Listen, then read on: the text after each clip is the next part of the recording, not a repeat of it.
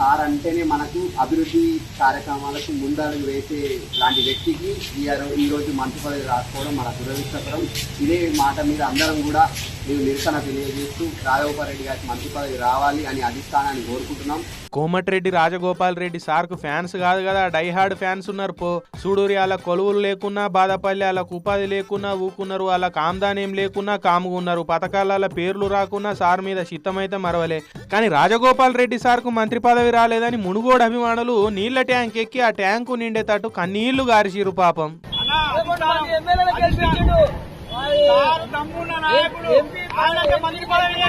ఇన్నరా 11 మంది ఎమ్మెల్యేలను రాజగోపాల్ రెడ్డి సారే సింగిల్ హ్యాండ్ తోటి గెలిపించిండట.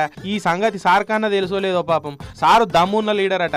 అసొంటి లీడర్ ను గానకుంటా మంత్రి పదవి ఇయ్యలేదంటే మా పరిస్థితి ఏందని ట్యాంకు మీదకి వెళ్లి దుంకి హౌస్ సాలించుకుంటామని చూసిరు.